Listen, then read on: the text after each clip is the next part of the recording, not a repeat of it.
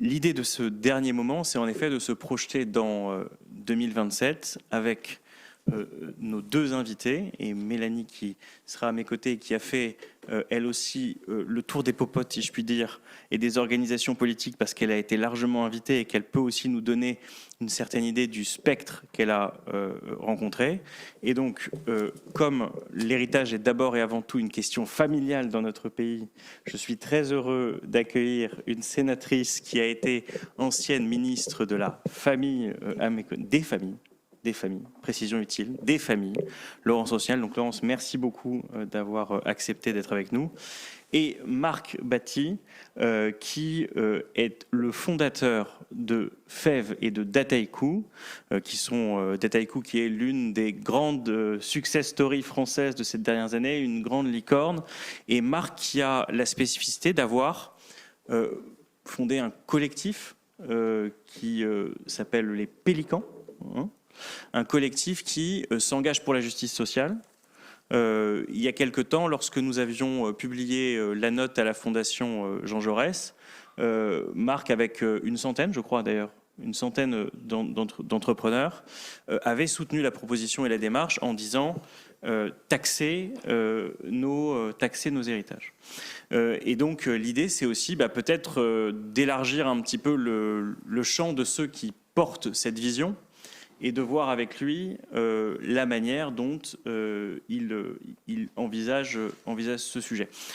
Ce que je n'ai pas dit sur Laurence, mais je pense que chacun sait, c'est que Laurence est une militante aussi féministe et que les questions d'héritage ne sont pas sans lien avec les questions féministes, puisque la grande œuvre de la Révolution, Mélanie Plouvier l'a dit ce matin, a été d'en finir avec la transmission mâle et le droit d'aînesse, évidemment, avec les enjeux que cela emporte. Et aujourd'hui, une répartition du patrimoine au moment de l'héritage entre les filles et les garçons qui est loin d'être parfaitement égalitaire. Pour le dire simplement, à la fille, le château en ruine, au garçon, l'entreprise qui va bien et qui va prospérer pendant des années. Je parle évidemment là des enfants de la bourgeoisie. Donc merci à vous deux. Je ne sais pas qui souhaite commencer, mais peut-être Laurence Rossignol. Peut-être là-haut. Parce que Laurence va devoir... Oui, je regardais Dieu, je me disais, mais que Dieu vient faire dans cette affaire? Et donc, en fait, c'est pas Dieu, c'est qu'en effet, au-dessus de cet hémicycle, il y a un autre hémicycle qui est en train de travailler sur la sécurité sociale. Et donc, Laurence, je te laisse démarrer. Je te remercie d'être venue aujourd'hui. Merci, Alexandre. C'est celui-là. Merci Alexandre, merci de cette invitation. Alors, comme moi je ne suis pas non plus Clémentine Autain ni l'invité spécial, et que pour ceux qui ont eu la première version du programme, je n'étais pas sur le programme, vous allez immédiatement déduire que je suis l'invité de rechange. Voilà, qui n'était pas prévu au programme. La prochaine fois, il faudra mettre invité de rechange sur le programme, comme ça te préserve des aléas de dernière minute. Et je ne suis pas du tout une spécialiste de l'héritage ni des questions fiscales. Bien, tout ceci étant dit, je vais quand même essayer de tenir avec vous quelques propos et de partager avec vous un certain nombre d'interrogations.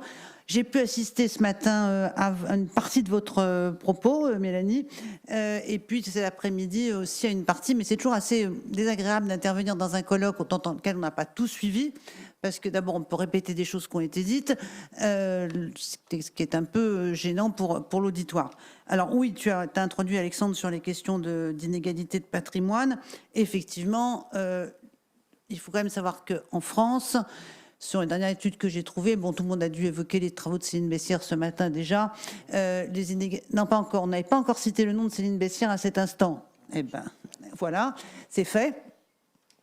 Les inégalités de patrimoine entre les hommes et les femmes se sont accrues en réalité.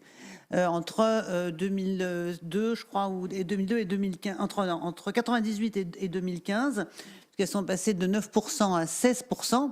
Ces inégalités de patrimoine, elles sont dues pour partie à la persistance des inégalités de salaire, mais c'est pas le plus important. Elles sont essentiellement dues aux inégalités de transmission de patrimoine. Et au fait, Alexandre l'a dit un instant, les filles héritent des vieux châteaux. En fait, les femmes héritent le plus souvent de sommes en numéraire, de sommes d'argent, et les garçons héritent des biens immobiliers ou des entreprises. Les sommes d'argent ne sont pas forcément destinées à s'accroître, alors que les patrimoines immobiliers ou professionnels, eux, prennent de la valeur. Et ce qui donne à la fin, effectivement, ces inégalités importantes. Je crois que c'était important de le redire parce que c'est quand même une des limites de l'égalité entre les héritiers qui a été prévue par la Révolution française. Ceci dit, à la Révolution française, on ne se préoccupait pas trop non plus des inégalités entre les femmes et les hommes. Donc, c'était pas le sujet, mais aujourd'hui, ça l'est devenu. Non, moi, j'étais très intéressée par l'intervention du camarade du Parti socialiste suisse. Et en fait, une question que je me pose, c'est, ça a été évoqué un peu aussi avant, comment est-il possible que les Français soient fanatiques de la taxe Zuckman et aussi hostiles à la réforme de l'héritage? Et en fait, la question qu'on a à se poser, nous, d'un point de vue politique, c'est quels sont les obstacles psychologiques dès qu'on parle d'héritage. Pourtant, les Français ont une parfaite conscience, je suis absolument convaincue de ça, de l'inégalité que génère la transmission des patrimoines. Et en fait, la transmission des patrimoines, elle ne génère pas que... Elle affecte aussi ceux qui ont le patrimoine scolaire. C'est-à-dire qu'aujourd'hui, vous avez beau avoir fait... J'y reviendrai sur la question des études, mais vous avez beau avoir fait des grandes écoles, vous avez beau avoir un patrimoine de diplômes, pour autant, sans héritage, on ne peut pas financer ses études aujourd'hui, ou du moins on ne peut pas financer les études qu'on veut. On ne peut pas accéder à la propriété, on ne peut même pas songer à accéder à la propriété. On ne peut pas se loger dans les villes où sont les emplois pour les gens qui sont diplômés. Et on ne peut pas non plus exercer certains métiers dans ces mêmes villes, par exemple en Île-de-France, parce que le décalage entre un salaire d'enseignant, par exemple, et le prix du logement en Île-de-France fait que le bagage scolaire ne permet pas, sans héritage, de profiter et de rentabiliser d'un certain point de vue son bagage scolaire. Et ça, je pense que les Français en ont conscience. Et la question que je me suis posée, c'est, je suis un peu modeste je suis assez modeste parce que je suis avec des spécialistes, mais je me disais, mais si on reprend Bourdieu, capital social, capital culturel, capital symbolique, et le lien que faisait Bourdieu entre les inégalités et le rôle de l'école dans la reproduction des inégalités, mais que dirait-il aujourd'hui, en fait, si on réexamine Bourdieu aujourd'hui sur le lien entre, d'un certain point de vue, sans être nostalgique, l'école du temps de Bourdieu permettait néanmoins une progression sociale. La preuve en est d'ailleurs, et c'est un des sujets de l'héritage pour la génération qu'on dit la génération des boomers ou des héritiers des boomers, d'ailleurs plus exactement, des boomers héritiers, plutôt des boomers en tant qu'héritiers, c'est-à-dire que ce qu'ils ont reçu, c'est que les 30 glorieuses et la période du plein emploi ont permis d'accumuler du patrimoine, qui n'est pas un patrimoine de grande fortune, mais qui ont permis d'accumuler un patrimoine qui s'est transmis aux enfants. Et ce qui n'est plus permis aujourd'hui à condition de départ égale. Voilà, à condition de départ égale, on ne peut plus se constituer un patrimoine comme ont pu se constituer un patrimoine les salariés des années 60 et 70.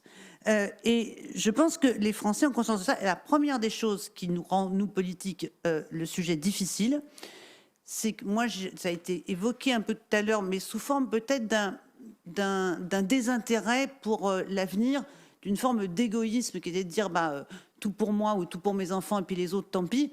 C'est pas ça. C'est tant que les gens n'auront pas retrouvé la confiance dans le fait que leurs enfants pourront vivre, même pas mieux qu'eux, au moins aussi bien qu'eux, ils n'ont rien d'autre pour les protéger de l'avenir que le patrimoine qu'ils peuvent leur transmettre.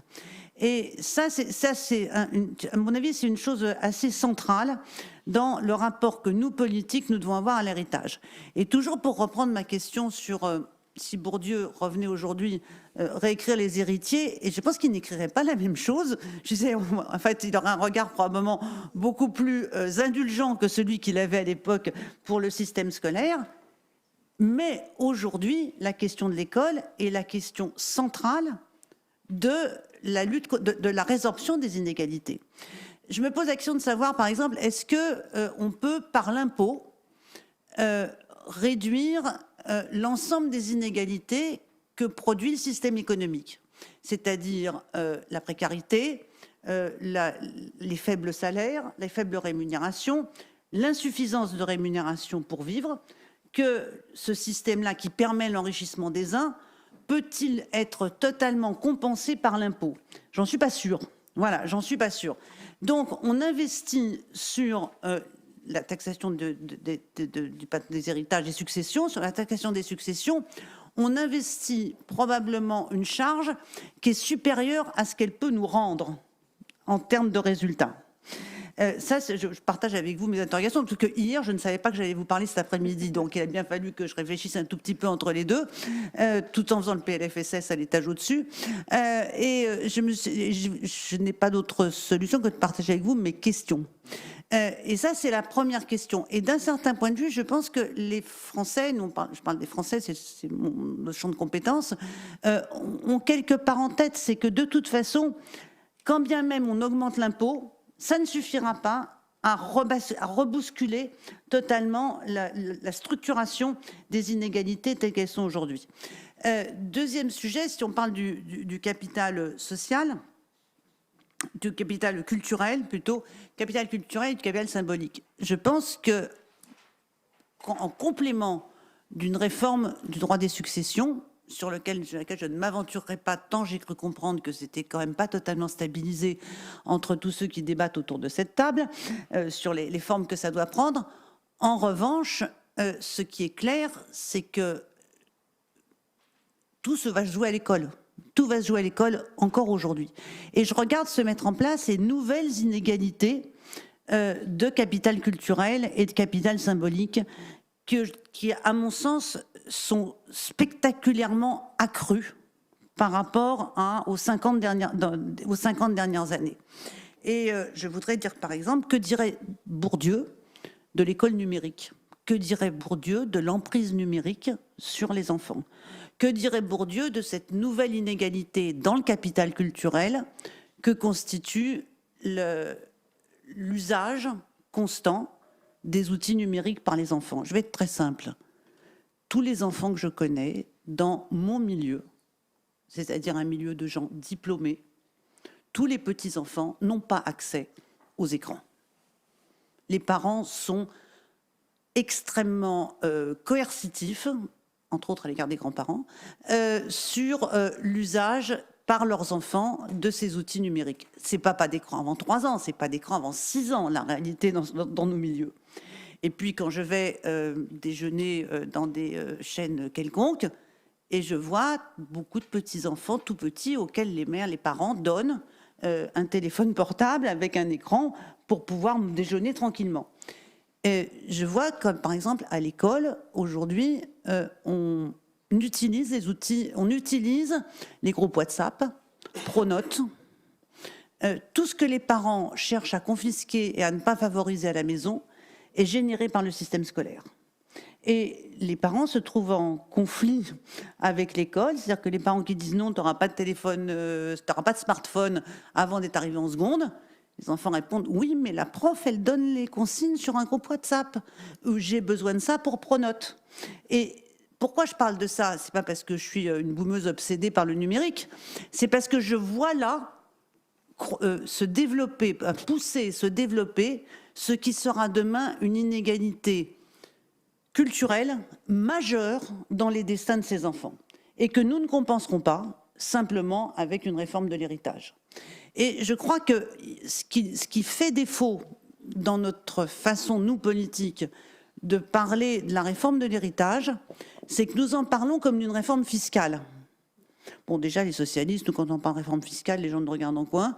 Ils pensent qu'ils vont encore que ça va encore être plus d'impôts. Donc, il faut quand même qu'on essaie un jour de s'émanciper et de se débarrasser de cet a priori à notre égard. Mais indépendamment de la charge suspicieuse qu'il peut y avoir sur nous, comment on inscrit une telle réforme autrement que dans une réforme de la fiscalité, mais dans une réforme de société qui ne pourra réussir que si elle était accompagnée d'un projet d'émancipation pour chaque individu. Si l'ensemble des autres inégalités culturelles qui sont en train de s'accroître aujourd'hui avec le numérique, j'insiste là-dessus parce que j'ai l'absolue conviction et l'absolue certitude que c'est, d'ailleurs, je pense à ça parce que je vois des enseignants en face de moi, il n'y a pas que on le savait déjà, Bourdieu l'avait dit, il n'y a pas que les inégalités de patrimoine qui déterminent les trajectoires des gens. Il y a aussi les inégalités culturelles, même avec des petits patrimoines. Les enfants des enseignants ont des parcours qui ressemblent beaucoup plus aux enfants d'autres professions, des avocats, des magistrats ou des médecins, que aux enfants de milieux dans lesquels le revenu de la famille est le même. C'est-à-dire que c'est pas le revenu qui détermine le parcours des enfants, c'est le niveau culturel des parents. Et je pense que si on n'accompagne pas ça d'un projet plus vaste, on va échouer parce qu'on va rester dans la réforme fiscale que les gens craignent. Ça, c'était la première chose que je voulais dire. La deuxième chose, c'est comme tout à l'heure Alexandre a rappelé que j'avais été ministre des Familles. Il y a quand même des petits sujets au regard de l'évolution des familles et des droits de succession, enfin de l'organisation des successions et des droits de succession dans les familles. Je pense que il faut quand même qu'à un moment donné, on prenne en compte qu'il y a des individus, des hommes ou des femmes, le plus souvent des hommes que des femmes, puisque les enfants sont souvent, quand même le plus souvent avec les mères. Dans des familles recomposées, il y a des hommes qui élèvent les enfants de leurs compagnes. Ils ne peuvent pas transmettre dans les mêmes conditions fiscales qu'à leurs propres enfants, sauf à passer par le mécanisme de l'adoption simple. Or, le mécanisme de l'adoption simple, il est moins simple que le mot le laissera entendre. D'abord parce que quand il y a encore un père, ça suppose l'acceptation, l'accord du père, et ça pose un tas de questions.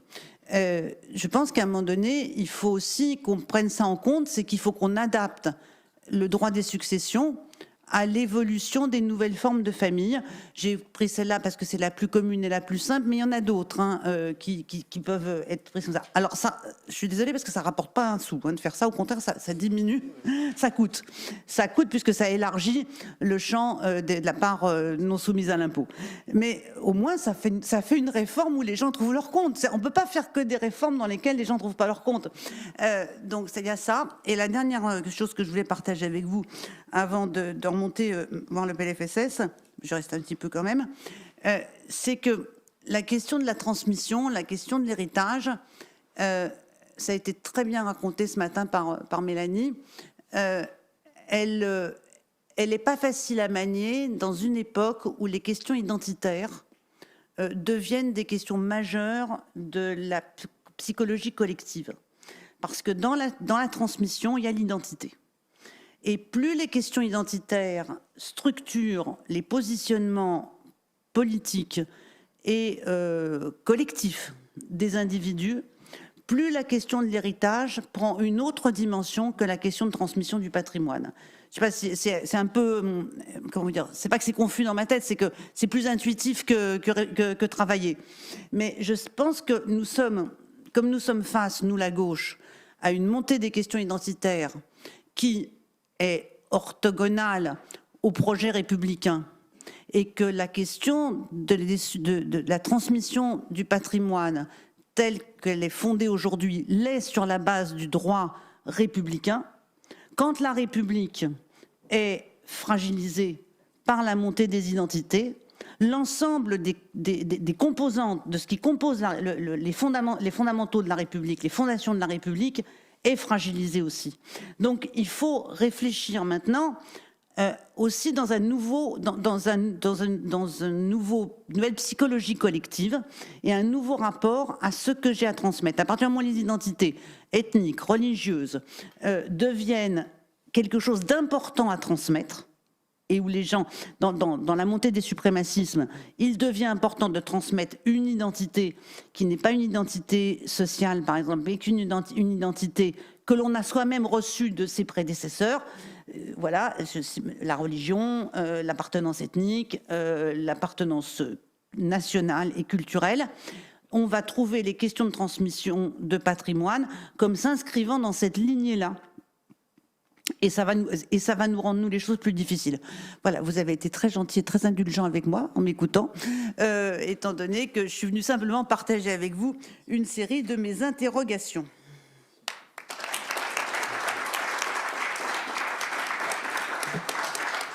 Vous imaginez que tout ça, c'est qu'on a eu une seule journée. C'est quand même...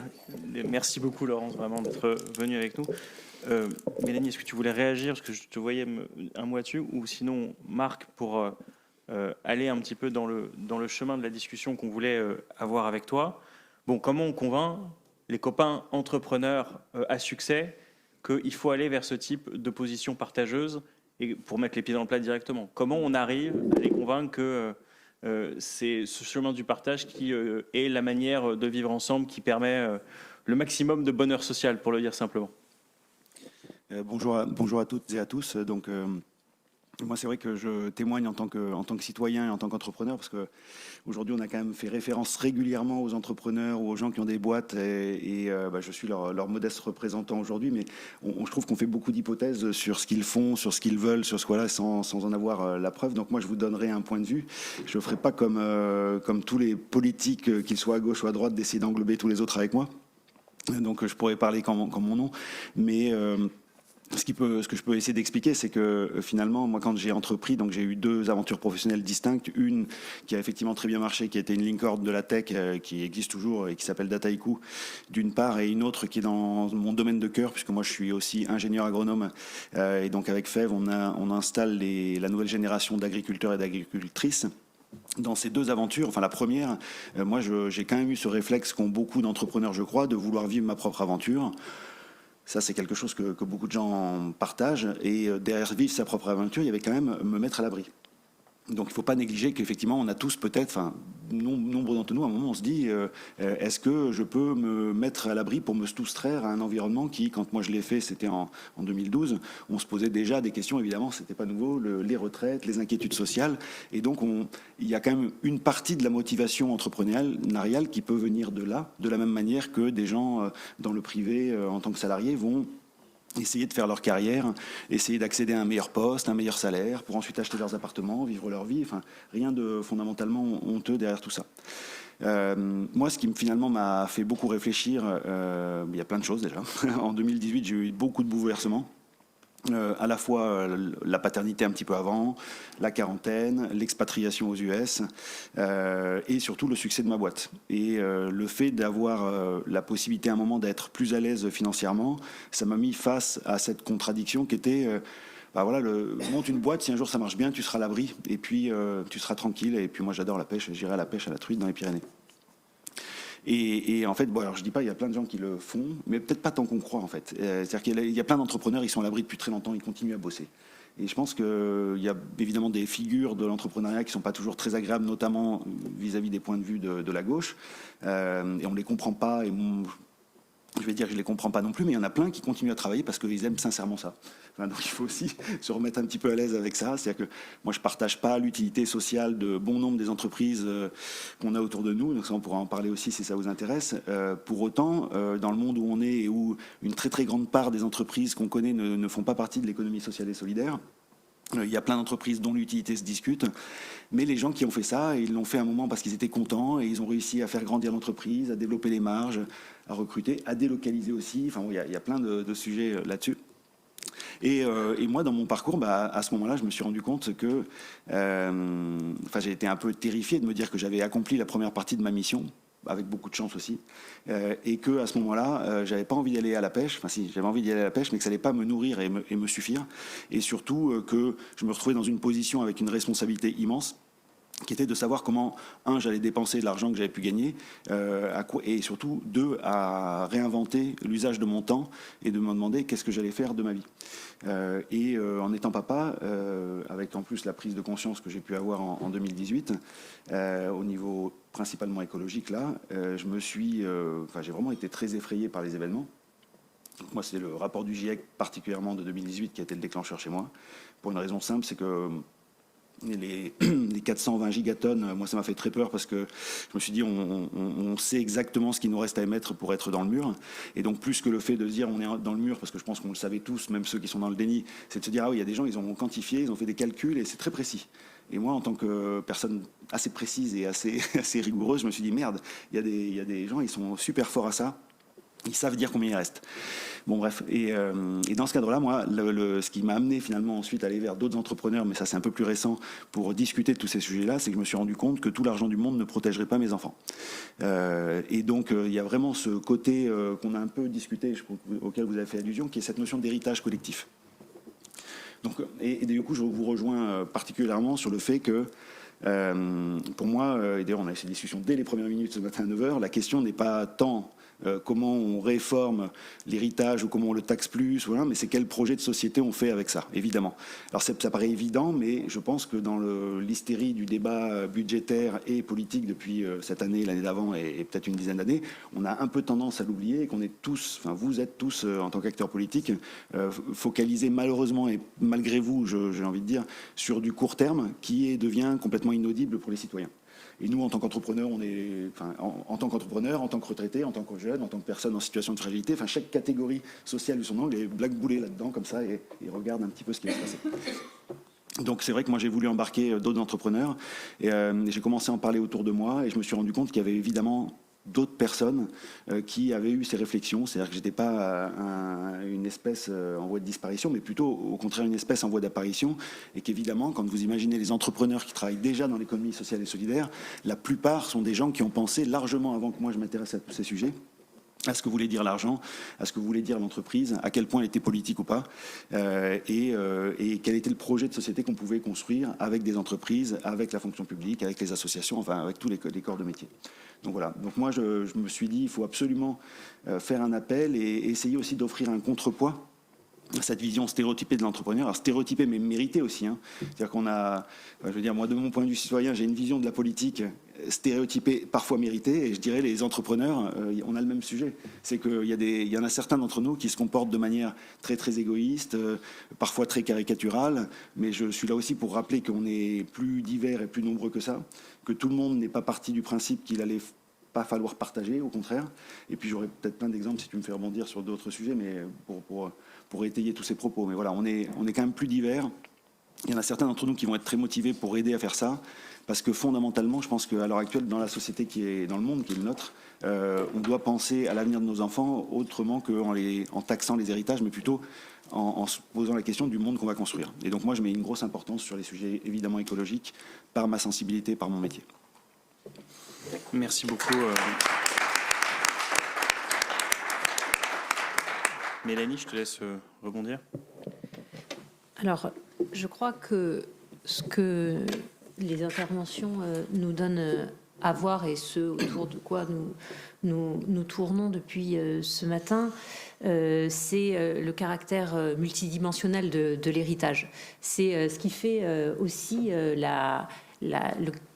le côté fascinant de cette institution. Ce qui est fascinant dans l'héritage, c'est que c'est d'abord une question économique, et je pense qu'il faut le rappeler, c'est le point de départ. Avec l'héritage se joue une certaine allocation des ressources, une certaine distribution des ressources. Les hommes du 19e, c'était surtout des hommes, les hommes du 19e siècle en avaient une claire conscience. Nous avons parfois tendance à l'oublier. C'est d'abord une distribution matérielle, c'est d'abord une certaine distribution des ressources qui met à mal un des postulats de la science économique, à savoir la convertibilité de tous les biens.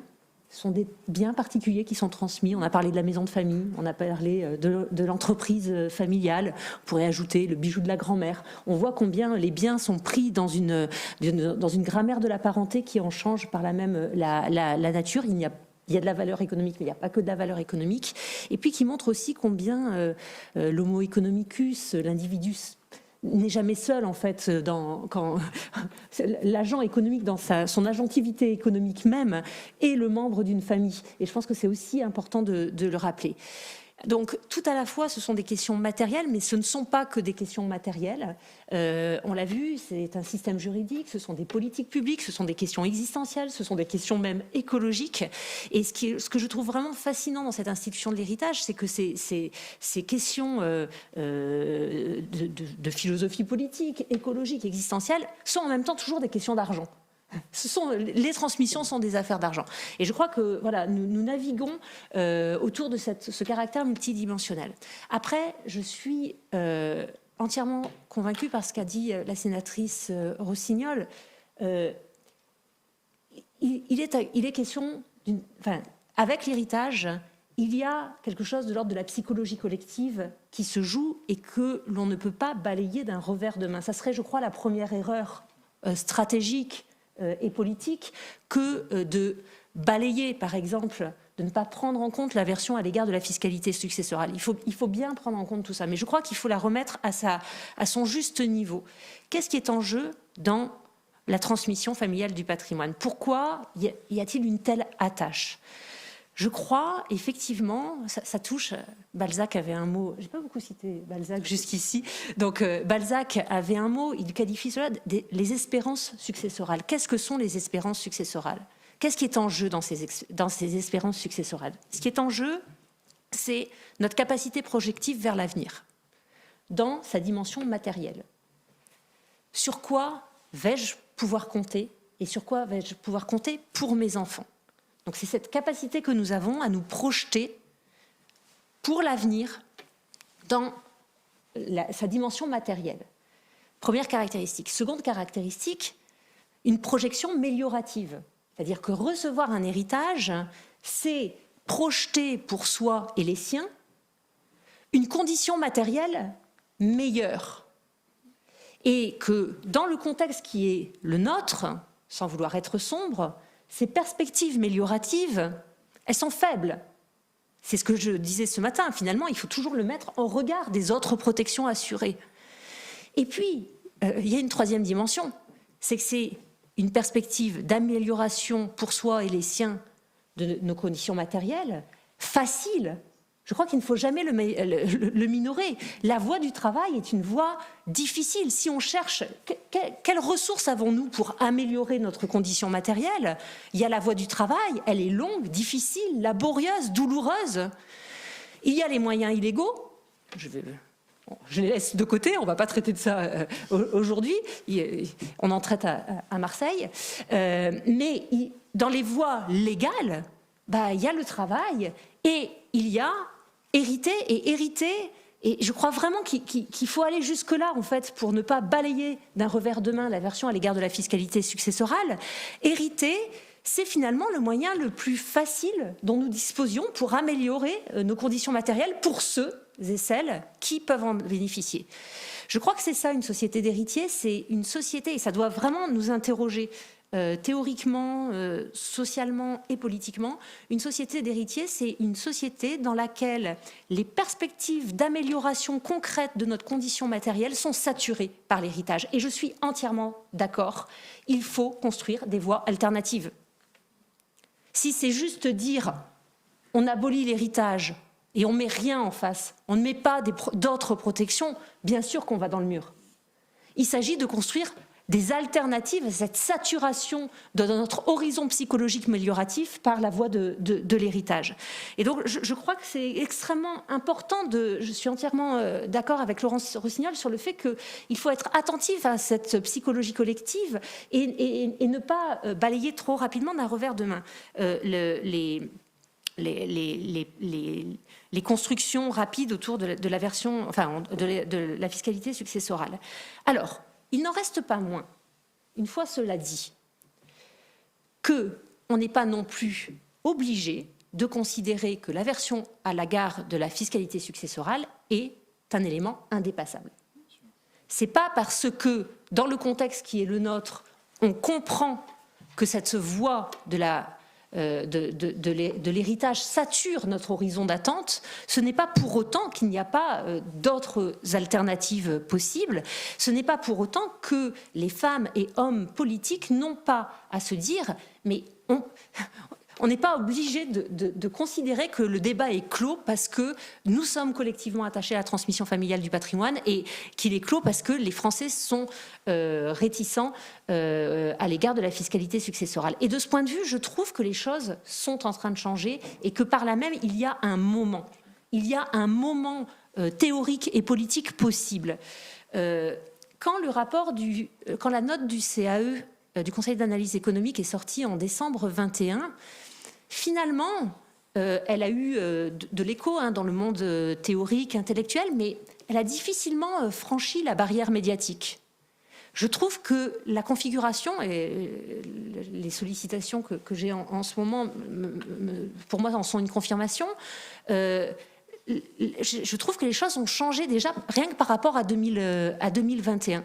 C'est-à-dire que nous sommes dans un moment où, et je crois que c'est lié à la grande transmission, à la seniorisation de l'héritage, aux besoins massifs d'investissement, je crois que nous sommes dans une configuration où les coordonnées mentales à l'égard de l'héritage peuvent, je ne dis pas être perturbées du tout, mais bouger. On peut déplacer certaines choses. Or, si l'on cherche à cerner ce qui peut être déplacé, il me semble, d'une part, que nous sommes face à un immense paradoxe. L'outil fiscal, et tout particulièrement l'outil fiscal dans sa forme progressive et donc redistributive, cet impôt progressif sur les successions, quand il a été mis en place en 1901, quand progressivement les législateurs qui ont précédé nos législateurs dans ces enceintes où se fait la loi ont augmenté progressivement les taux, cela a été fait dans une optique de justice fiscale. Or, cet instrument de justice fiscale est aujourd'hui associé à un sentiment d'injustice. Il y a quelque chose là de tout à fait paradoxal dans ce retournement, dans cette inversion complète du sens de la justice sociale et du sens de la justice fiscale. Je pense que nous avons collectivement à nous adosser à cette configuration particulière et à refaire de l'outil fiscal, de l'impôt, un outil de justice. De ce point de vue, nous sommes dans une situation, je suis désolée de revenir tout le temps à la Révolution française, mais nous sommes dans une situation qui n'est pas si éloignée de ce que nos prédécesseurs députés de la Constituante connaissaient. Ils sont intervenus et ils ont mis en place l'architecture fiscale qui est la nôtre dans un moment d'aversion profonde, bien plus importante qu'aujourd'hui à l'égard de la fiscalité. La fiscalité, en 1789, était totalement associée à la féodalité et les Français n'en voulaient plus. Si ras-le-bol fiscal il y avait bien plus ras-le-bol fiscal à l'époque qu'aujourd'hui. Mais les députés de la Constituante ont très vite été confrontés à la nécessité de prélever l'impôt, parce que c'était la banqueroute. Et donc, ils n'ont pas pu faire l'économie d'une réflexion sur ce que devaient être les principes d'une fiscalité républicaine. Il s'agissait de construire un impôt qui ne reproduirait pas les injustices de l'impôt féodal. Et de ce point de vue-là, ils nous proposent une théorie de ce qu'est un impôt juste. Or, un impôt juste est pour eux un impôt, et là je crois qu'on touche du doigt quelque chose, est d'abord un impôt citoyen, une contribution citoyenne. Alors, il y a eu des nationalisations. Non, mais concrètement, la première... Alors, c'est le duc de la Rochefoucauld qui le dit dans les travaux du comité d'imposition. Il réfléchit aussi aux questions de dénomination. Et il en appelle à rebaptiser l'impôt sous le nom de contribution publique. Ce qu'il vise à dire par là même, c'est que par l'impôt, on contribue au bien public. Et peut-être que cette activation-là de la contribution citoyenne, l'impôt comme premier acte citoyen, contribuant au bien de tous, peut-être que c'est une des lignes de remotivation de l'impôt. En tout cas, je crois qu'il est possible d'activer des ressorts également théoriques de refondation de l'impôt. Il est possible également, on a tourné autour de ces questions toute la journée, de donner à voir, parce que la transmission familiale du patrimoine nous apparaît comme un indépassable, mais je crois que l'établissement même du diagnostic doit aider à désacraliser cette transmission familiale du patrimoine. Cette transmission, elle crée des effets d'injustice sociale, d'injustice intergénérationnelle, on l'a dit, des problèmes également écologiques. le fait que nous léguons une planète dégradée. Donc voilà, je pense que dans l'activation du diagnostic, il y a aussi un élément important. Il n'en reste pas moins. Alors, j'aurais beaucoup aimé avoir le temps aussi de revenir à Bourdieu. Que dirait Bourdieu s'il était ici? Je le dis très rapidement. Les héritiers, c'est fascinant. Je l'ai réouvert récemment. Donc, c'est un livre qui date de 1964. Et je crois que vous avez entièrement raison. Il intervient, ce livre, dans un moment qui était celui, en fait, d'une fin de l'héritage comme transmission patrimoniale. Et ce que Bourdieu a fait, c'est qu'il a montré combien, alors même que la famille... le poids matériel de la famille comptait moins, la famille restait un lieu de reproduction sociale via la transmission de capital scolaire, symbolique, culturel. Je crois quand même que dans le contexte qui est aujourd'hui le nôtre de retour de l'héritage, je suis convaincue que Bourdieu en appellerait à des études sociologiques en nombre sur les effets de ce retour de l'héritage. Et de ce point de vue, il faut remettre les choses dans leur ordre. Certes, la famille est pourvoyeuse de nombreuses inégalités. Bourdieu montrait que l'école ne remplissait pas totalement son rôle. Je suis entièrement d'accord avec vous. S'il est aujourd'hui un rempart possible contre cette transmission des inégalités culturelles, scolaires, symboliques, c'est bien l'école, c'est bien l'université. De ce point de vue, dans ce livre, Les héritiers, le lieu que Bourdieu donne comme lieu principal de reproduction des inégalités, c'est l'université et la fac de lettres.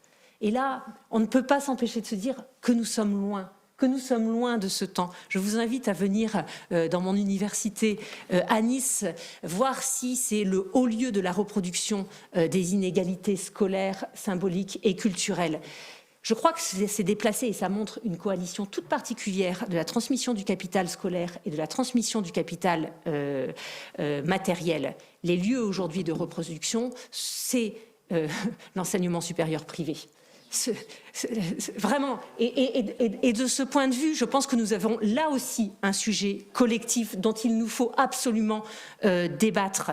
Le fait de conditionner les études, de rendre, en tout cas pour certains possibles, des études grâce à un pouvoir économique et corrélativement à la dégradation de la situation de nos universités. Et de ce point, vraiment, je suis entièrement d'accord avec vous, Madame Rossignol, sur la nécessité d'articuler les différents capitaux qui sont en transmission.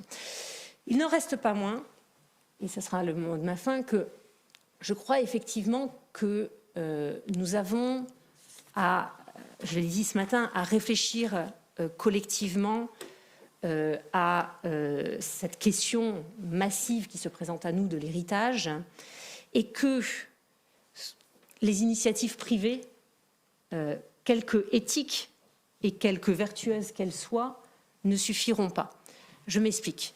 Il y a un mouvement de milliardaires qui ne se contentent pas, parce que ça c'est un peu facile, de déshériter leurs enfants, mais qui, au contraire, ce sont des héritiers, on les appelle les héritiers rebelles, qui se dessaisissent de l'héritage dont ils héritent.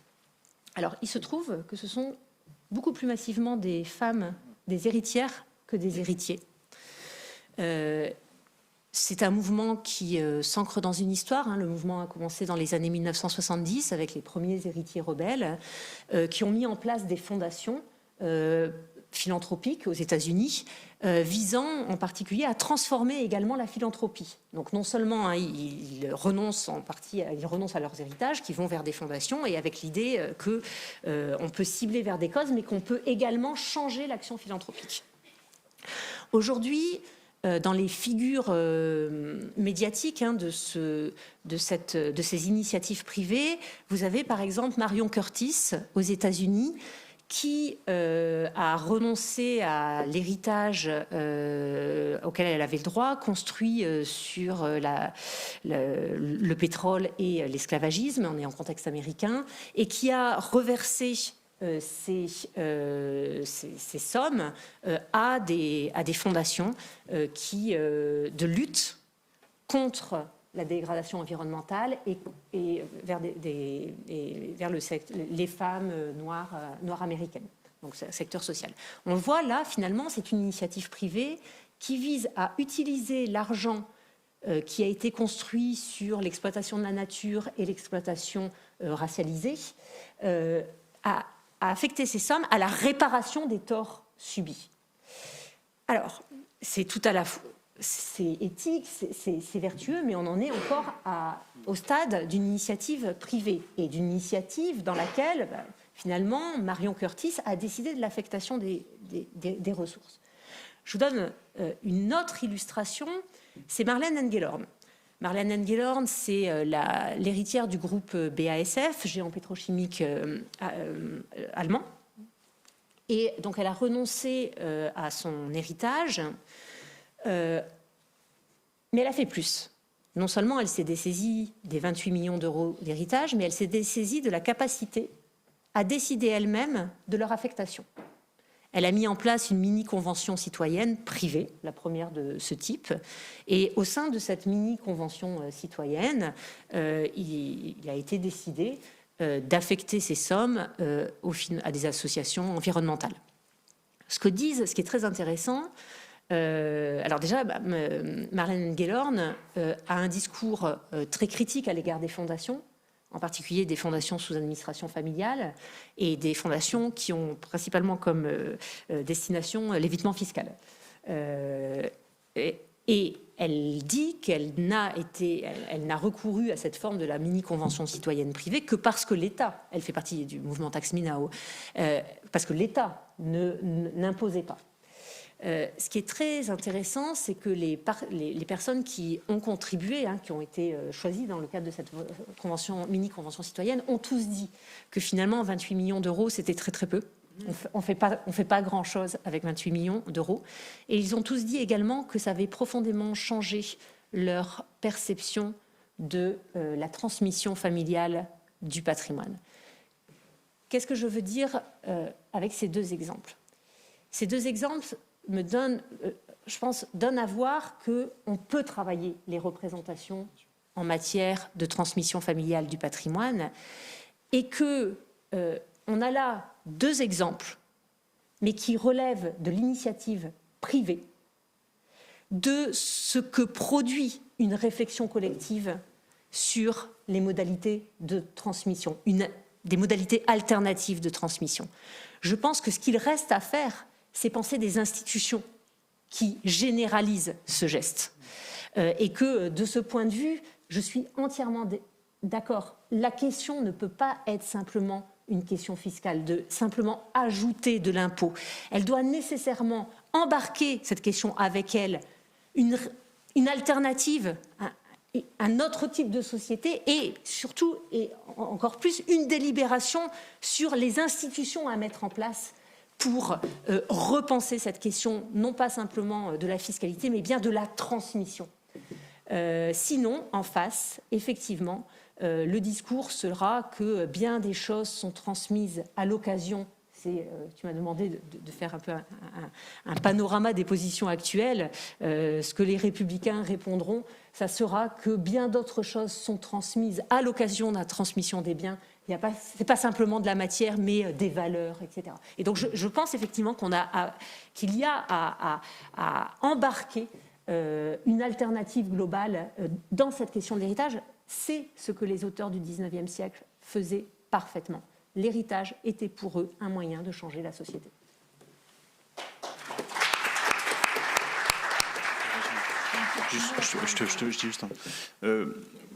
Merci beaucoup Mélanie, et je suis parfaitement d'accord avec toi, c'est-à-dire qu'en effet nous sommes dans un moment, on sent qu'il y a une hésitation tout d'un coup sur ce qui était un impensé et ce qui était naturalisé. André Masson l'a très bien dit tout à l'heure, il y a eu un temps où les droits de succession étaient populaires. La réalité, c'est que nous en sommes là où nous en sommes parce que nous sommes en train de perdre la bataille des idées sur ces sujets. C'est ça la réalité. Et que donc, si nous n'y mettons pas un cran d'arrêt et si nous ne renversons pas les choses, alors nous n'y arriverons pas. Je partage l'idée que ce n'est pas qu'un sujet fiscal. C'est pour ça qu'il faut mettre des concepts qui l'élargissent. Si nous avons choisi la notion d'héritocratie dans ce débat, c'est pour dire que c'est plus qu'une fiscalité, c'est une société, c'est un ordre social, c'est un régime politique en réalité qui se joue derrière toutes ces questions. Et donc je partage cette idée. Et d'ailleurs le premier geste de Laurence Rossignol dans son intervention est d'élargir la question de l'héritage et donc de l'héritocratie à la question de l'école et de ce qui s'y joue et de ce qui s'y passe. Je vous laisse peut-être et l'un et l'autre reprendre la parole avant les questions, avant tout pour toi, de filer au PLFSS. D'ailleurs, ils ont parlé d'héritage, je crois, cet après-midi, un petit peu, m'ont-ils dit. Mes collègues vont finir par penser que c'est un bon prétexte pour moi d'être avec vous, pour sécher là-haut. Non, juste, je voudrais pas. Tout à l'heure, j'ai construit mon propos sur les obstacles psychologiques et politiques qu'on avait sur la question de l'héritage. Je voudrais pas qu'il y ait d'ambiguïté.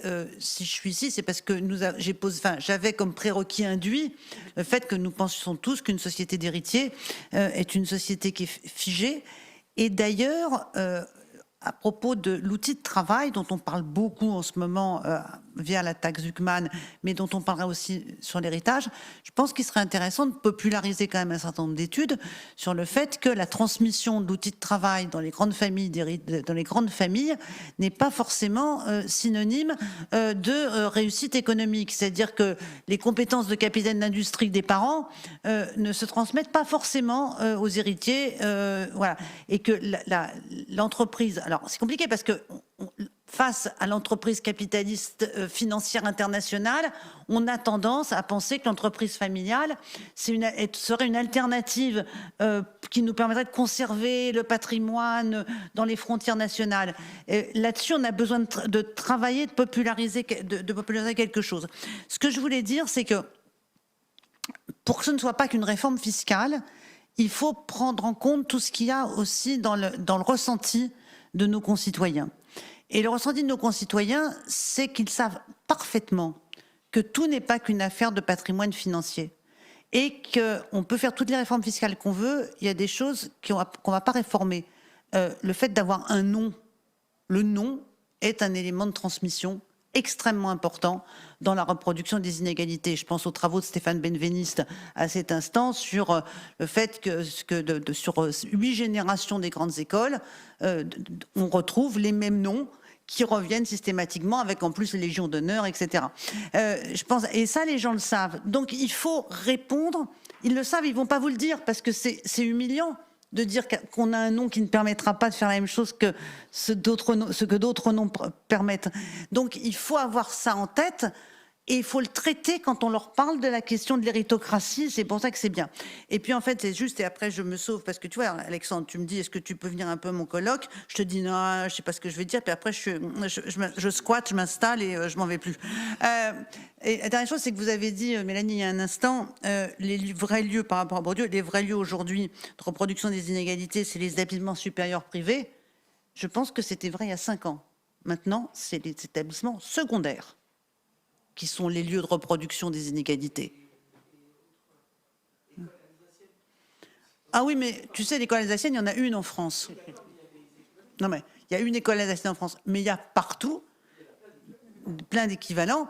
Et il faut, ça commence avant l'enseignement supérieur. Donc il faut vraiment traiter la question de la restauration de l'école de la République comme étant une école de promotion sociale pour tous, sans quoi on échouera sur l'héritage simplement réforme fiscale. Voilà, merci. Je dis juste un rebond sur ce qui vient d'être dit. Les Saint-Simoniens prévoyaient une phase transitoire pendant laquelle l'outil principal était la fiscalité successorale et les recettes générées par la fiscalité successorale devaient financer un droit à l'éducation pour tous. Merci.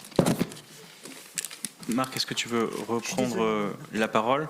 Et comme on a beaucoup parlé de psychologie des milieux, je voulais juste aussi approcher un petit peu ce qui se passe, parce qu'il faut convaincre les gens les uns derrière les autres.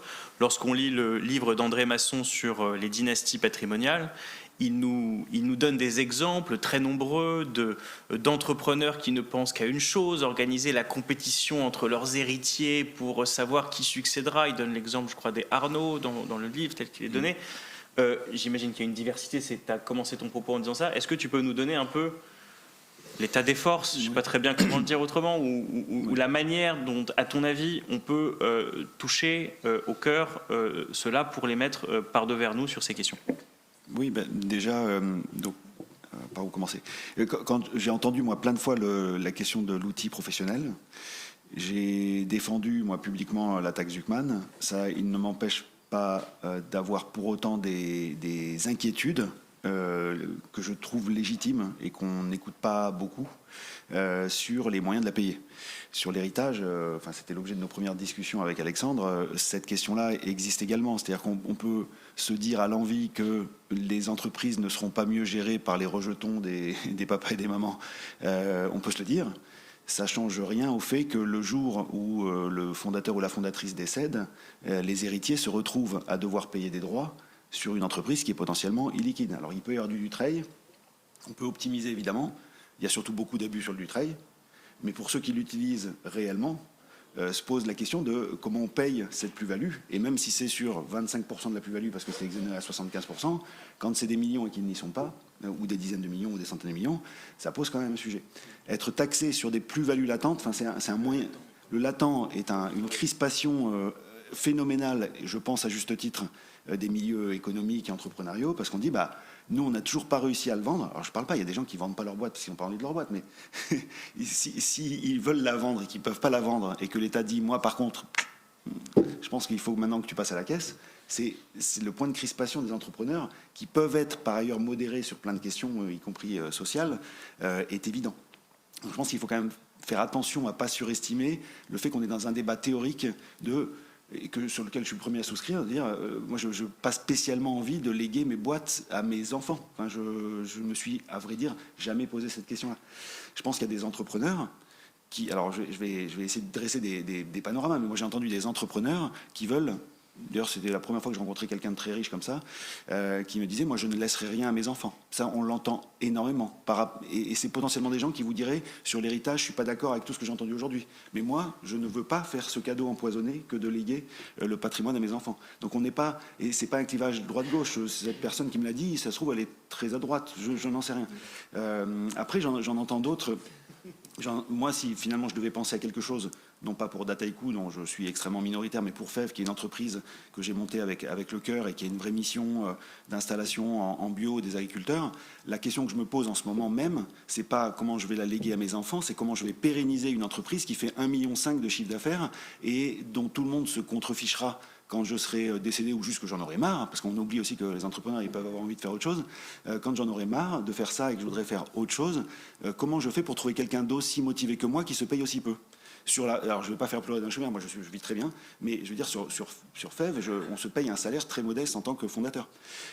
Et donc ça pose plein de questions de quelle est la gouvernance qu'on veut pour pérenniser un tissu de PME, de TPE, de TI et même de grands groupes. Moi quand j'entends on plafonne le Dutreil, alors je ne suis pas du tout spécialiste du Dutreil parce que je n'ai pas été éligible, mais plafonner le Dutreil, ça ne répond en rien aux inquiétudes des gens qui vont dire oui, la boîte elle vaut 200 millions, elle vaut 300 millions. C'est toujours pareil. Si elle n'est pas liquide et si c'est pas de la liquidité organisée comme on peut avoir certaines personnes le faire, mais si les gens ont juste ce patrimoine-là et cette entreprise-là, ils ont un problème pour passer par la casse fiscale.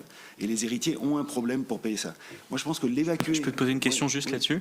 Est-ce que tu ne penses pas que la question du paiement en nature qui avait été évoquée sur la taxe Zuckman, qui était plus problématique dans le cadre d'un Zuckman où on a un entrepreneur en activité, se légitime finalement plus, et la question d'une institution publique qui permettrait ensuite, par appel d'offres, par tout ce qu'on veut, par toute une administration qui le permettrait, ne te semble pas un moyen pour le coup de lever cette problématique-là pour ce qui concerne les héritiers qui sont moins fondés finalement que les entrepreneurs à dire on touche au bien que je suis en train de développer et je vais perdre Alors, je ne sais pas si tu vois ce que je veux dire. Moi, c'est un peu comme monsieur qui avait eu l'idée de moi, j'ai l'impression que j'avais des idées qui se rapprochent de ce que vous décriviez sur les Saint-Simoniens. Je pense que ça peut faire partie, ça peut convaincre certaines personnes. Ça ne convaincra pas tout le monde, on l'a vu sur la taxe Zuckman, parce qu'il y a ce procès en nationalisation. Donc ce que vous appelez la socialisation des moyens de production, les gens renvoient ça à des moyens où l'État s'approprie tout le moyen de production. Et oui, mais alors, de manière générale, le fait de dire que l'entreprise, à un moment, il y a une partie qui va redevenir un commun. Moi, c'est une idée à laquelle je souscris volontiers. Et après, il faut regarder dans quelle mesure et dans quelle proportion. Mais en tout cas, je trouve ça séduisant. L'objection qu'on a eue de manière immense quand on a fait notre tribune sur l'héritage, c'était que ça soit en nature finalement ou en numéraire, c'est qu'il y a une forte défiance de beaucoup de Français, mais en particulier des milieux économiques, dans la capacité de l'État à prendre cette manne financière et en faire un usage utile. Et c'est là on rejoint les questions d'injustice. On a l'impression qu'on va prendre beaucoup d'argent. Et donc, c'est ça qui est fou. La justice fiscale, donc, pour les gens qui sont les plus démunis, elle est flagrante, mais elle est aussi, et d'ailleurs je l'ai vu, d'ailleurs les gens ils me disaient oui, moi aussi je suis pour la justice fiscale, mais je pense qu'on n'a pas la même en tête. Leur justice fiscale, pour les gens qui sont les plus riches, parfois, à force finalement de se faire un peu manipuler, je pense, dans le débat, c'est moi je paye beaucoup d'impôts, on paye tout l'impôt sur le revenu en France, on paye l'impôt, même si vous pensez qu'on n'en paye pas assez, on paye tout l'impôt sur le capital, et vous me demandez encore de faire un truc, et pourtant l'école se dégrade, et pourtant la sécurité se dégrade, et pourtant, alors en ce moment, alors je ne sais pas si le monsieur qui vient de Suisse était là, mais était encore là, mais en fait, donc, il y en a qui veulent partir en Suisse, parce qu'effectivement, ils ont une question sur la sécurité. C'est-à-dire que une des craintes que j'ai entendues, c'est moins la crainte de finalement payer plus, mais c'est une crainte d'atteinte physique. Parce que justement, il y a ce sentiment de détestation des riches.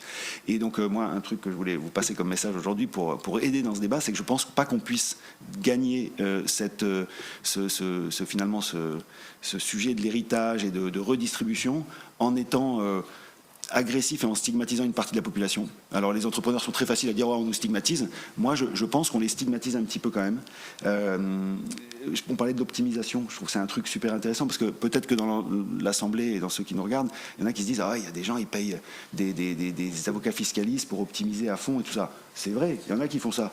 Mais il n'y a pas besoin d'aller payer un avocat fiscaliste pour optimiser en France. Enfin, c'est pas. Donc, commençons déjà aussi par balayer un peu devant la porte de toutes les optimisations que tout le monde sait faire, que ça soit dans le Dutreil. Le Dutreil, il faut garder la boîte 4 ans. Si vraiment on voulait être sérieux sur le Dutreil, on ferait d'une manière ou d'une autre un truc plus long qu'avant. Bon, voilà. Mais donc il y a des choses. Voilà. Donc sur les holdings, on le sait. Sur les assurances vie, il y en a sûrement plein qui ont une assurance vie, quelle que soit la portée dans l'un. Vous n'êtes pas dit quand vous avez offert une assurance vie que vous étiez en train d'optimiser. Et donc, il faut là encore redescendre d'un cran vis-à-vis des entrepreneurs. Ils ne sont pas tous, et y compris d'ailleurs des héritiers, ils ne sont pas tous des voyous. Ils ont utilisé parfois et même souvent malgré eux. Quand je dis malgré eux, c'est qu'ils n'ont même pas eu besoin de demander. On leur dit, écoute, c'est normal, tu es entrepreneur, là tu crées ta holding, c'est comme ça que tu fais. Et puis tu mettras tes parts dedans et puis tu réinvestiras dans l'économie réelle. Moi, ce que je défends, c'est qu'il y ait des incitations fiscales pour orienter, piloter les politiques publiques, réinvestir dans l'économie réelle, ce sont des choses, mais moi, si je passe par une assurance vie ou une holding et que je réinvestis dans l'économie réelle ma plus-value de 100, ben je réinvestis 100. Quand un Français qui ne bénéficie pas de ces mécanismes d'optimisation, il réinvestit 100 moins la flat tax, donc il réinvestit 70. Et qu'en fait, on a une hypocrisie là-dessus en ne voulant pas balayer. Et je pense que un des avantages finalement du débat sur Zucman, c'est qu'en voulant le prendre par le haut, pour moi, il y a une forme de capitulation à vouloir adresser chacune de ces niches qui sont évidentes et faciles, sur lesquelles il faut aller travailler en profondeur. Mais encore, pour revenir au début de mon propos, c'est pas non plus en disant le Dutreil, ça sert à rien, parce qu'il va falloir créer des solutions ou inventer des solutions pour la gouvernance des boîtes, pour la pérennité, pour les sujets de droit de vote. Et c'est pas forcément avec les héritiers, c'est peut-être avec des assemblées de citoyens, ça peut être avec l'État, ça peut être avec les salariés. Mais en l'état actuel, quand on nous dit il faudra payer plus, c'est un peu il faudra payer plus et démerdez-vous, prenez un crédit. C'est quand même un peu ça qui se passe en ce moment. Voilà. Merci de partager ça avec nous. Les amis, on ouvre la discussion dans la salle. Est-ce qu'il y a des questions? Donc, Théo a une première question. Vas-y, Théo. Ouais, tu peux. Oui, Marc, je rebondis là-dessus parce que c'est un sujet sur lequel on avait pas mal échangé à l'époque sur l'éventualité de payer en nature l'impôt.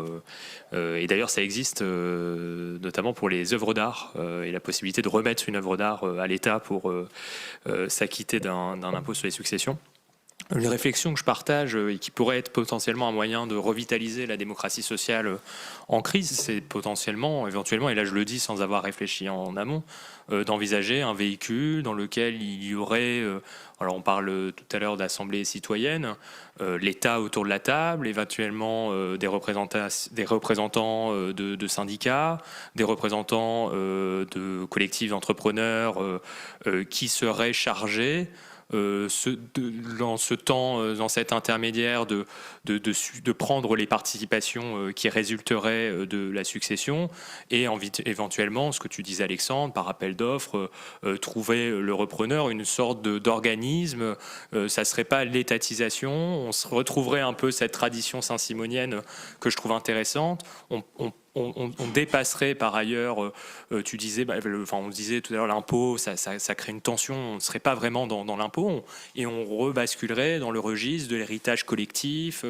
Voilà une piste éventuelle pour avancer sur ce sujet. Merci beaucoup. Oui, il y a la question du niveau aussi. Tu as raison quand tu dis les collectivités locales. Et pardon, Rémi, vas-y. Oui, très rapidement pour rebondir sur ce qui vient d'être dit, mais je crois que le camarade au fond en parlait. Moi, dans mon essai, j'en ai aussi un petit peu parlé, mais il y a d'autres auteurs qui ont dû le faire. Puisqu'on parlait de l'héritage, il y a aussi la question de la démocratie de l'entreprise. Peut-être qu'on pourrait penser que lorsqu'il y a une transmission d'une entreprise des parents aux enfants, il pourrait exister une sorte, comme le système du bâton et de la carotte, une exonération de droits de succession si la gouvernance de l'entreprise était désormais partagée à 25-50% avec les salariés. Bon, là, ça s'appelle la participation, de la cogestion, voire de la vraie socialisation des moyens de production. Mais donc, si on reste sur une thématique un peu gauche, dans l'histoire de la famille politique de la gauche et socialiste par ailleurs, c'est quand même la démocratie de l'entreprise, ce qui n'existe pas ou peu. Et on pourrait se demander pourquoi la voix de l'homme reste couverte par le bruit des machines, comme disait Jean Roux. Donc, pour encore mettre une idée dans la grande barque des idées qui sont proposées, pourquoi ne pas créer une sorte de processus comme ça? Mais peut-être que ça a déjà été pensé avant. Voilà. J'aimerais bien avoir le regard de l'entrepreneur sur ça, d'ailleurs. Mais ça fait partie des solutions. Quand je dis il faut qu'on invente des solutions, on parlait aussi à midi des fondations actionnaires. Alors ça reste toujours souvent dans une démarche privée. D'ailleurs, on parlait de Rolex tout à l'heure. Rolex est une fondation actionnaire, je crois. Donc ils sont souvent cités en exemple dans les modèles de gouvernance désintéressée. Mais on peut avoir une fondation actionnaire et puis faire du lobbying auprès du président Trump. Donc rien n'est parfait, évidemment. Mais dans l'absolu, moi je pense que tous les moyens qui viseraient à dire que au moment de la transmission, on est capable de réellement intéresser les salariés. Alors, les salariés, ça peut poser aussi une question. En fait, c'est que des questions qui, d'un point de vue philosophique, sont ultra intéressantes et que j'embrasserai volontiers. Qui d'un point de vue pratique pose une foultitude de questions sur le fait d'être salarié à ce moment-là ou d'être salarié à 5 ans ou d'avoir été salarié à 10 ans. Comment on considère qui a contribué réellement à la grandeur d'LVMH dans la durée de la capitalisation boursière de M. Arnault, enfin de son entreprise. Tout ça est quand même compliqué. Mais dans l'esprit, c'est exactement ça que j'appelle de mes voeux, c'est qu'on soit capable de construire un mode qui ferait qu'un dirigeant, on va dire à la cinquantaine, se dit, bah voilà, quand je transmettrai l'entreprise, ou même en préparation d'un éventuel décès accidentel, la gouvernance, elle est prête pour intégrer une assemblée peut-être un peu plus large et qui préfigure ce que je vais remettre en commun à la société. Ça pose quand même d'autres questions, c'est qu'immédiatement vous avez cité le fait de dire bah, alors s'il le fait bien et que la gouvernance est partagée, ça réduit les droits, mais en fait on cherche aussi des sous en parallèle pour le budget. Donc c'est pas toujours... voilà, c'est d'ailleurs ce qui a été objecté sur la taxe Zuckman, dire voilà, vous avez donné des parts. Ah bah ouais, mais on a des parts d'entreprise, mais ça vaut rien. Ce qui est assez intéressant parce que si l'État recevait des parts d'entreprise, malgré tout, il a un actif qui se développe et c'est quand même des parts d'entreprise qui valent cher. Mais on comprend bien que ça répond. En gros, l'État se retrouve dans la même barque que les entrepreneurs et se retrouve avec quelque chose qui vaut cher, mais pas de trésorerie.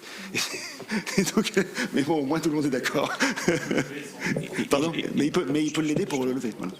Et juste un mot là-dessus. Je pense que si on pense aux exemples historiques d'un certain nombre de choses qu'on a pu socialiser dans l'histoire de ce pays, en fait, très souvent, le réel a plus d'imagination que nous et l'État ne vient souvent qu'avaliser a posteriori des solutions. La manière dont fonctionne l'État social dans notre pays, le paritarisme, naît de caisses de grève ou de caisses de retraite locales qui ont été mises en place. Et donc, je pense qu'il faut qu'on soit vigilant et très attentif aux initiatives que tu décrivais, Mélanie, sur créer une convention citoyenne, ce qui naît aujourd'hui dans le privé, mais qui pourrait demain devenir des modèles qu'on institutionnalise, parce qu'en effet, il y a la couche idéologique.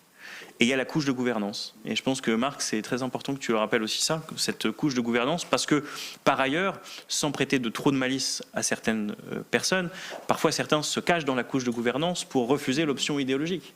Et que donc on doit aussi à montrer que ça boucle, pour le dire simplement. Voilà. Mélanie, tu voulais rajouter quelques mots ? Oui, je voulais simplement réagir à ce que tu disais, Marc.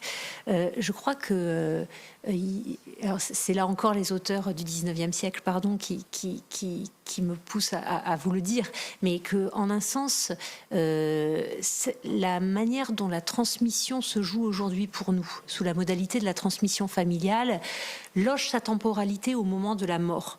Or, énormément de choses se jouent déjà en amont, au moment où, en fait, où on a envie de céder, d'arrêter l'activité.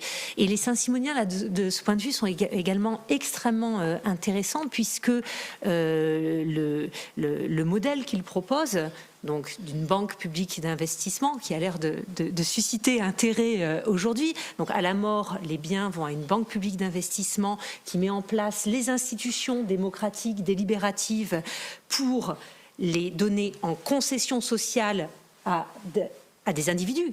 C'est pas l'État là qui va gérer, ce sont des individus qui vont le mettre en valeur, mais avec un mandat social. Concession, il y a plusieurs mots. Après, on peut inventer, mais concession sociale, mais le gestionnaire est un gestionnaire individuel. Et ce qui est extrêmement intéressant, c'est que ça déplace la question de la transmission de la mort vers le moment de la retraite, en fait. Et je crois qu'il y a quelque chose d'intéressant au regard de la réflexion sur la transmission des biens professionnels. Cette question se loge dans nos sociétés au moment de la mort, alors qu'en fait, c'est bien avant que ça se joue dans le fait d'avoir un successeur qui va reprendre l'entreprise. Et ce que proposent les Saint-Simoniens, c'est qu'il y ait une délibération publique sur le successeur, que ce ne soit pas automatiquement l'héritier, mais celui qui va réussir à le mettre en valeur. Donc je trouve ce moment de la temporalité extrêmement importante. Nous sommes dans un contexte effectivement de défiance de l'État, et si nous nous représentons cette banque publique d'investissement sous la forme de notre actuelle banque publique d'investissement, ça ne marche pas. Si on se la représente sous la forme de l'État, ça ne marche pas non plus. Donc on est d'accord qu'il y a un contexte particulier de défiance à l'égard de l'institution étatique qui doit nous rendre vigilants. Pour autant, je pense que ça peut être l'occasion d'une refonte de l'État, ça peut être aussi l'occasion d'une réflexion sur des institutions décentralisées. C'est ce que proposent par exemple les Saint-Simoniens, en proposant que ça soit plutôt à échelle par exemple communale. Donc il resterait entièrement, ça poserait problème en économie mondialisée de se dire que là ça serait les... Mais par contre je pense que engager une réflexion sur les échelles pertinentes, ça pourrait avoir du sens. Et puis je reviens à Rignano, dont nous avons beaucoup parlé aujourd'hui. Rignano propose quelque chose de très intéressant, c'est que finalement ces transferts se fassent en nature et pas de manière monétaire. Et il propose une conciliation d'héritiers individuels, les enfants, et d'héritiers institutionnels. Et donc par là même, on aurait des formes de participation différenciée avec des institutions publiques qui deviendraient co-héritières à côté des enfants. Et pour inciter les héritiers à ne pas être des oisifs, ils proposent des possibilités de rachat qui sont extrêmement... on peut s'imaginer possible de moderniser cette idée. Et ils proposent autre chose, c'est qu'une typologie des instances publiques réceptrices selon le type de bien. Donc, par exemple, les sommes d'argent plutôt pour une banque nationale, les biens immobiliers pour les départements, les biens productifs pour les associations de travailleurs. Donc, bref, il y a plein de choses possibles à imaginer. Je voudrais conclure avec un mot qui m'a beaucoup marqué dans ce que vous avez dit, Marc, à savoir cette prise de conscience que tout l'argent du monde ne sauvera pas mes enfants. Je crois qu'il y a là aussi potentiellement une prise de conscience, non pas simplement des plus riches, mais de tous, sur les risques auxquels nous avons à faire face à l'avenir. Et le fait que peut-être qu'un des éléments de notre configuration spécifique et du moment dans lequel nous nous trouvons, qui appelle aussi cette urgence à se ressaisir de la question de l'héritage, c'est cette prise de conscience que les risques auxquels nous allons faire face ne parviendront pas à nous en protéger individuellement. Je crois qu'il y a là quelque chose d'essentiel. Au XIXe siècle, il s'agissait aussi de se prémunir de certains risques, le risque de la vieillesse, le risque de la maladie, le risque de l'accident du travail. Et en face, il y avait les socialistes ont été confrontés à des protections individuelles de risques, et ce qu'ils ont réussi à construire, c'est des protections collectives face à ces risques. Je dirais que face aux risques qui se présentent à nous, qui se présentent devant nous, l'échelle de protection ne pourra être que collective. Et vraiment, cette grande transmission doit être un moment de réflexion sur le type de protection collective que nous serons capables de mettre en place face à des risques qui ne recevront pas de protection individuelle. Voilà, je crois que là, il y a une configuration aussi tout à fait spécifique. Est-ce qu'il y a d'autres questions ?